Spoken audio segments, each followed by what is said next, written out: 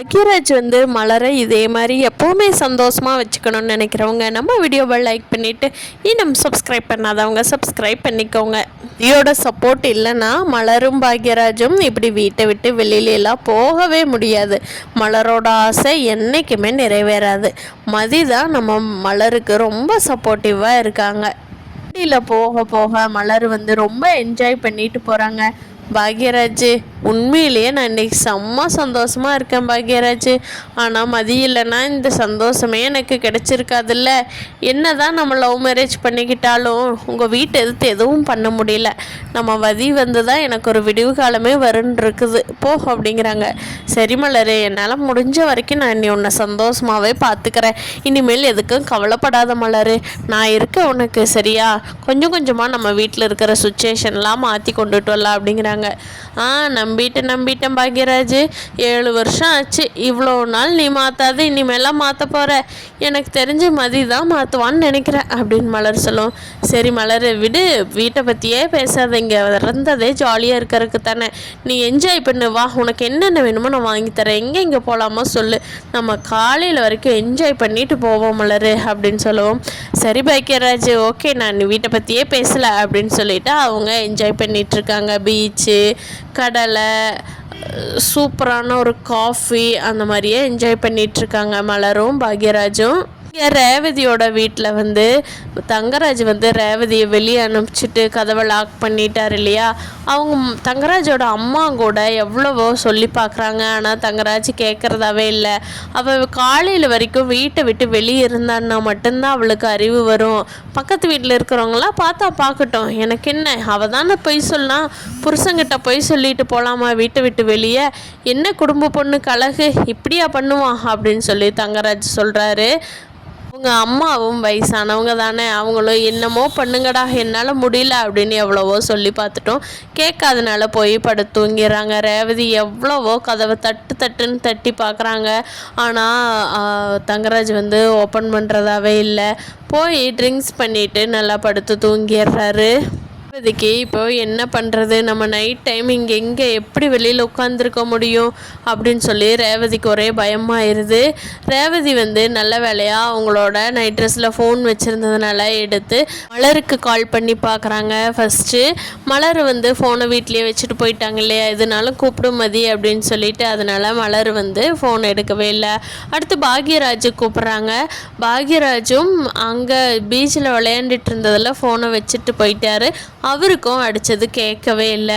ஐயோ, அண்ணனும் எடுக்க மாட்டேங்கிறாங்க, அண்ணியும் எடுக்க மாட்டேங்கிறாங்களே, இப்போ என்ன தான் பண்ணுறது அப்படின்னு சொல்லிட்டு ரேவதி அடுத்ததாக சுரேஷுக்கு ஃபோன் பண்ணுறாங்க. சுரேஷ் எடுத்துகிட்டு, அக்கா என்ன இந்த டைம் ஃபோன் பண்ணுற அப்படின்னு சொல்லி சுரேஷ் கேட்குறாரு. அதுக்கு ரேவதி சொல்கிறாங்க, டே இங்கே ஒரே பிரச்சனைடா, தயவு செஞ்சு இங்கே வீட்டுக்கு வாடா, சீக்கிரமாக வாடா அப்படிங்கிறாங்க. அக்கா இரு, நான் அந்த வழியாக தான் உங்கள் வீட்டு வழியாக தான் வந்துட்டுருக்குறேன். என்னாச்சுக்கா, என்னாச்சு சொல்லு, மாமா எனக்கு எதுவுமே கூப்பிடலையே அப்படிங்கிறாங்க. உங்கள் மாமாவுக்கு ஃபோன் பண்ணிடாதடா, இங்கே வாடா, வீட்டுக்கு வாடா, அர்ஜென்ட்டுடா அப்படின்னு சொல்லவும் நம்ம சுரேஷ் பதறி அடிச்சுக்கிட்டு போகிறாரு ரேவதியோட வீட்டுக்கு. அங்கே போய் ரேவதி வெளியில் இருக்கிறத பார்த்துட்டு, அக்கா ஏன் இந்த ராத்திரியில் எதுக்கு வெளியே நின்றுட்டுருக்குற, வா வீட்டுக்குள்ளே போகலாம், வெளியே நின்றுட்டு என்ன பண்ணிகிட்ருக்குற அப்படின்னு சொல்லி சுரேஷ் கேட்குறாரு. அப்போ ரேவதி, டே என்னை வீட்டுக்கு கூட்டிகிட்டு போயிடுடா, இப்போவே என்னால் இங்கே இருக்க முடியாதுடா அப்படிங்கிறாங்க.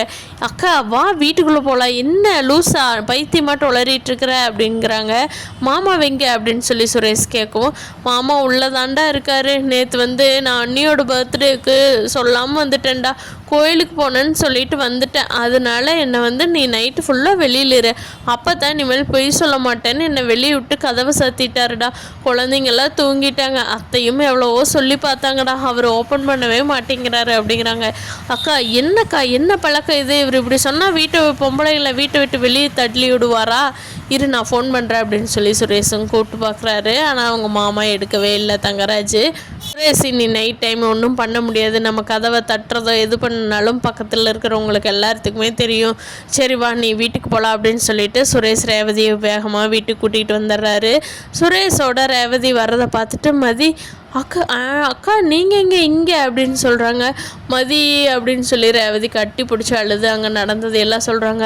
வாங்க வாங்க, டென்ஷன் ஆகாதீங்க, வாங்க வாங்க வாங்க, அத்தை மாமாலாம் தூங்கிட்டாங்க, சரி அவங்கள எழுப்ப வேண்டாம், என்ன நடந்ததுன்னு மதி கேட்டு தெரிஞ்சுக்கிட்டு ரேவதிக்கு சாப்பாடு கொடுத்து சுரேஷும் சாப்பிட்டு வாக்கா போய் படுக்கலாம் அப்படின்னு சொல்லிட்டு போய் படுத்துக்கிறாங்க. எங்கே அண்ணி கூப்பிட்டு எடுக்கவே இல்லை, அண்ணன் அண்ணி எங்கே போயிட்டாங்க அப்படின்னு ரேவதி கேட்கவும், இப்படி இன்னைக்கு வெளியில் போகிறேன்னு சொன்னாங்க. ஐயோ ஆமாம், நான் மறந்துட்டேன், எனக்கு வந்த கஷ்டத்தில் அண்ணி இன்னைக்கு வெளியில் போகணும்னு சொன்னதையே நான் மறந்துட்டேன் பாரு அப்படின்னு ரேவதி சொல்லிட்டு மதி கூடையே படுத்து தூங்கிடுறாங்க. சுரேஷும் காலையிலேயே நம்ம அம்மா அப்பாட்டு சொல்லிக்கலாம், நீ படுத்துவங்க, நைட் டைம் எழுப்ப வேண்டான்னு சொன்னதுனால இவங்க எல்லாம் ஒரு 2 ரூம்லேயும் படுத்து தூங்கிக்கிறாங்க.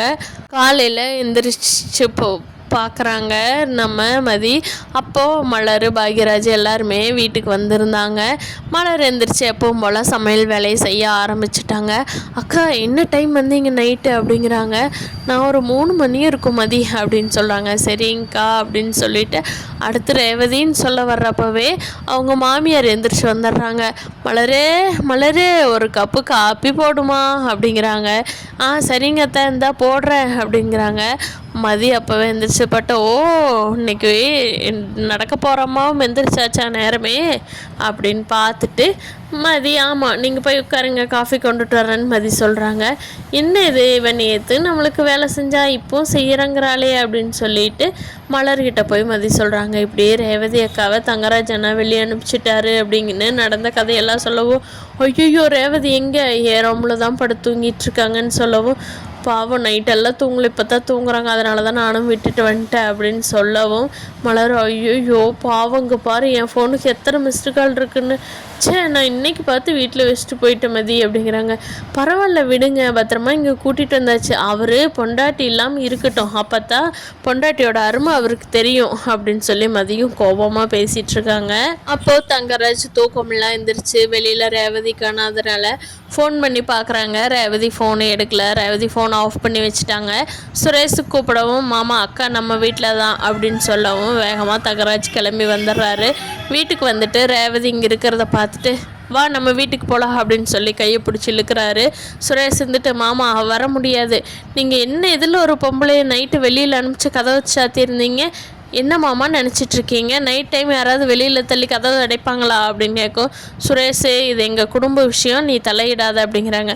மாமா உங்கள் குடும்ப விஷயம்னா உங்கள் வீட்டுக்குள்ளே தான் இருக்கணும், வெளியில் தள்ளி கதவை எப்போ சாத்துனீங்களோ அப்போவே என்னை மன்னிச்சிருங்க மாமா, எங்களால் ரேவதி அனுப்ப முடியாது அப்படிங்கிறாங்க சுரேஷ்.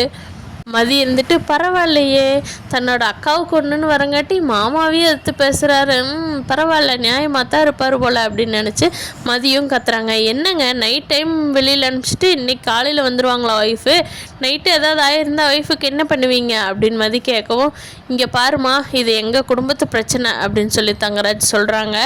ஆனால் ரேவதியோட அம்மா அப்பா வந்து தன்னோட மாப்பிள்ளைக்கு தான் சப்போர்ட் பண்ணுறாங்க. ரேவதி நீ எதுக்கு பொய் சொன்ன, பொய் சொன்னதுனால தான் நம்ம மாப்பிள்ளை அனுப்பிச்சிருக்காங்க, கிளம்பிப்போ, இனிமேல் எப்பவும் பொய் சொல்லி இங்கே வரணுங்கிற அவசியமே இல்லை, மாப்பிள்ளை சொன்னால் மட்டும்தான் நம்ம வீட்டுக்கே நீ வரணும், இதை வேண்டான்னாருன்னு நீ அங்கே தான் இருக்கணும், அவர் தான் உன் புருஷன், நீ அவர் சொல்கிறதான் கேட்டுட்டு இருக்கணும்னு அப்பவும் தன்னோட மாப்பிள்ளை தங்கராஜுக்கே சப்போர்ட் பண்ணுறாங்க.